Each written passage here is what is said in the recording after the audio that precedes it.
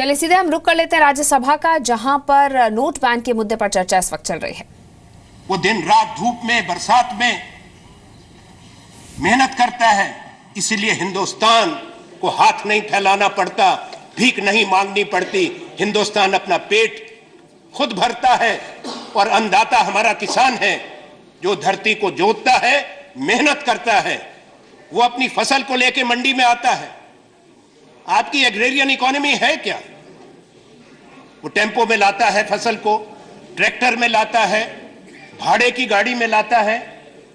वो जब मंडी में बेचता है उसको नकद में भुगतान होता है, कई बार पूरी कीमत भी नहीं मिल पाती। ये एक हकीकत है हिंदुस्तान की। क्या वो किसान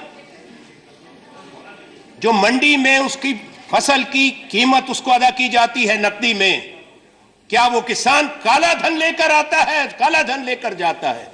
ये प्रश्न उठता है। किसान बीज खरीदता है।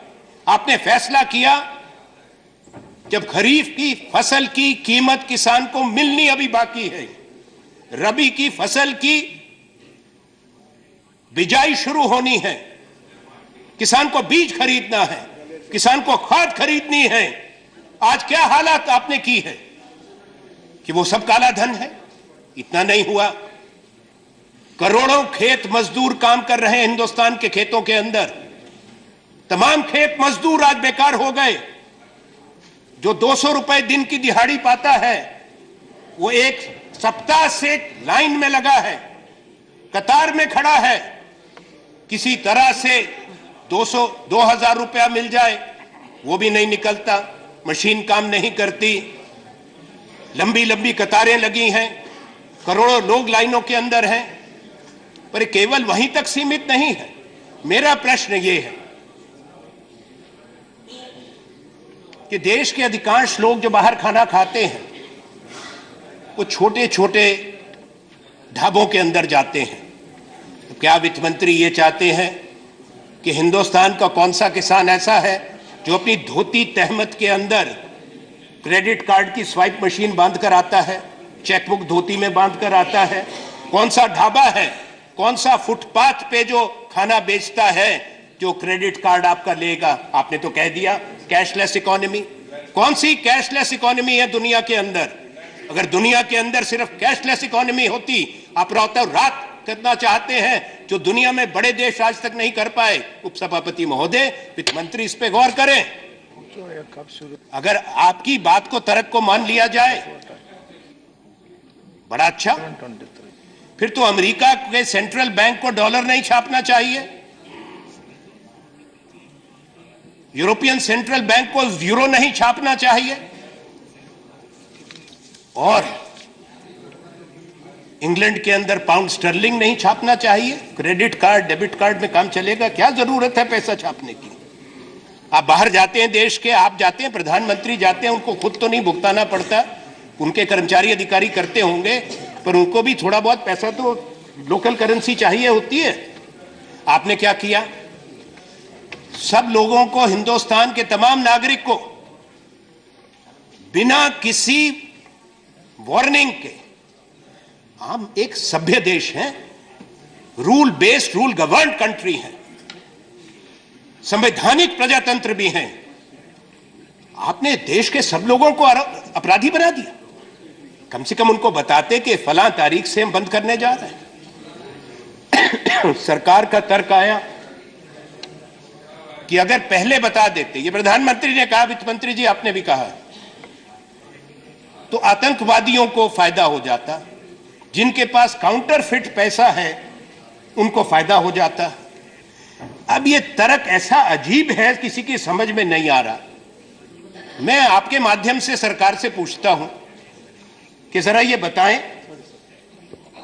कृपा करके ज्ञान दें। आप तो प्रधानमंत्री तो बहुत इसमें ज्ञान रखते हैं, प्रकाश दे रहे हैं देश दुनिया को। मुझे ये बताएं कि आपने ये निर्णय किया, अगर आप लोगों को कहते कि हम आपको 2 सप्ताह का, 1 महीने का, जो हमने हमारी सरकार के समय में भी हुआ, डिमोनेटाइजेशन पहले भी हुआ, आजादी के बाद हुआ। 1946 में पहला फैसला था, 1978 में दूसरा फैसला था, जब 1000 रुपए का नोट हटा दिया गया था। 2000 का फैसला उस वक्त की एनडीए सरकार का था जिसने 1000 का नोट वापस लाया, पर लोगों को समय दिया जाता था। मेरा प्रश्न यह है, आपके माध्यम से पूरे सदन और देश देखे, क्योंकि अभी तक सिर्फ सरकार और प्रधानमंत्री का प्रवचन सुन रहे हैं, सब चैनल वही दिखाते हैं, कि कौन सा आतंकवादी बोरी भरकर रिजर्व बैंक और स्टेट बैंक के पास जाता कि मेरा काउंटरफिट मनी बदल दो। आपने कैसा तर्क दे दिया? अरे वही जाता जिसकी जेब में लीगल पैसा है, मेहनत का पैसा है, जिसपे वो टैक्स देगा। और आपने उसके बाद क्या किया? आपने उस पर सीमा लगा दी, दरियादिली करी कि जो विदेशी सैलानी देश के अंदर आए हैं, लाखों, मेरा व्यक्तिगत भी अनुभव है, और कोई ऐसे भी लोग हैं जिनको वित्त मंत्री भी जानते हैं, बहुत बड़े ज्यूरिस्ट हैं हिंदुस्तान के बाहर के, जो उस रात होटल का बिल नहीं दे पा रहे थे, उन्होंने अपना पैसा एक्सचेंज कर लिया था। सरकार ने 12 बजे पाबंदी लगा दी कि जो बाहर के विदेशी नागरिक हैं वो भी केवल 6000 रुपया ले जा सकते हैं। होटल ने जो ट्रेवलर्स चेक इन कैश कर दिए थे, एयरपोर्ट पे जिनके ट्रेवलर्स इन कैश हो गए, लाखों सैलानी, उनको वापस उनका पैसा उनकी करेंसी में हिंदुस्तान ने नहीं दिया। पूरी दुनिया के अंदर यह सवाल उठ गया। पूरे आज के समाचार पत्र भरे हैं, आज के समाचार पत्र। वित्त मंत्री जी ये गौर करें, पूरे दुनिया के बड़े देशों ने, उनके एम्बेसडर्स और हाई कमिश्नर्स ने अपने देश के नागरिकों को एडवाइजरी भेज दी है कि हिंदुस्तान आने से पहले तक कई बार सोचो। आज के अखबार भरे पड़े हैं, ये पूरी दुनिया में आपने मैसेज दिया, एक संदेश कि ये देश पूरा काला बाजारियों का देश है। किसको फायदा हुआ आपके फैसलों से? आपकी नाक के नीचे से लोग जा रहे हैं, जिन पे पीएमएलए के केसेस हैं, उनको आप नहीं पकड़ते। आपकी सारी सरकारी तंत्र, आपका सारा शासन तंत्र मान्य उन लोगों के लिए है,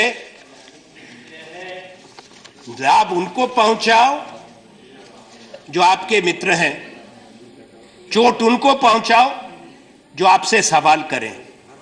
उपसभापति महोदय, एक गंभीर बात मैं सब माननीय सदस्यों के सामने लाना चाहता हूं। ये देश साझा है, हम सबका देश है। ये बात नहीं कि आप सरकार है तो भारत आपका हो गया, हम सरकार में थे तो देश हमारा था, हम विपक्ष में हैं तो हम गैर भारतवासी हो गए। ये आपने एक वातावरण बना दिया है कि आज सवाल नहीं कर सकते। सरकार है, आपने कह दिया। अगर आप कोई प्रश्न करते हैं तो राष्ट्रभक्ति की बपौती आपके पास है, बाकी की राष्ट्रभक्ति पे प्रश्न चिन्ह है। क्या आप राष्ट्रभक्त नहीं है? अगर आप कहो कि भाई उरी के बाद हमला हो गया, बारामूला में हो गया, पांपोर में हो गया, सब्जियां में हो गया, अखनूर में हमला हो गया, हमारे फौज के अफसर मारे जा रहे हैं, सैनिक मारे जा रहे हैं। भाई साहब, आप तो मरीज की सर्जरी करके आए थे, सर्जरी करने के बाद तो फिर सारा मामला ठीक हो गया, उसके बाद हमारे फौजी क्यों मरते हैं? सवाल मत करिए। ये सेना के खिलाफ है, ये देश के खिलाफ है, ये प्रजातंत्र है। नरेंद्र मोदी जी तो आएंगे नहीं हमारी बात सुनने। अब आप कितनी सुना सकते हैं? आप तो सज्जन हैं, सदन के नेता भी हैं, जो कहे थोड़ा बहुत सुना देना कि भाई हमने ये कहा है। शायद कमरे में बैठ के सुनते होंगे, क्योंकि आज तक तो वही सुनाते हैं, एक तरफी बात होती है, वो सुनाते हैं, सब सुनते हैं, यही हालात है। तो आज सवाल ये है, हालात ऐसे पैदा हो चुके हैं कि आपने ये फैसला किया। हम कहें आपने सूचना क्यों नहीं, आतंकवादियों को फायदा होता, आप उनकी मदद की बात करते हो, काला धन वालों को फायदा होता, आप उनकी बात करते हो। तो ये जरा सोच के, थोड़ा संयम से सरकार को, प्रधानमंत्री को गंभीरता से बात करनी चाहिए। प्रधानमंत्री तो बन चुके, अब वो जो बरसों करते रहे, आप लोगों का अधिकार था विपक्ष में, वो भी प्रतिपक्ष में थे। अब 2.5 साल हो गए, आज की तारीख पूरे 2.5 साल मध्यावधि इस सरकार की आपके चुनाव जीतने की हो गए। 16 नवंबर है आज। अब सारी बात बदल दी। आप काला धन बाहर से वापस क्यों नहीं लाए? आप सवाल नहीं कर सकते। कौन है आप सवाल करने वाले? नहीं लाए। आपने 5 करोड़ रोजगार आज तक पैदा कर देने थे, 2 करोड़ एक साल में, 2.5 साल में 5 करोड़। अब सवाल नहीं कर सकते। प्रधानमंत्री तो काले धन के साथ लड़ाई में जूझ रहे हैं, सीमा पार सर्जिकल स्ट्राइक कर रहे हैं। हर आपका वायदा जो आपने लोगों को सपने दिखाए थे, आपने प्रधानमंत्री और आपकी सरकार ने वायदा खिलाफी हिंदुस्तान के लोगों के साथ की है।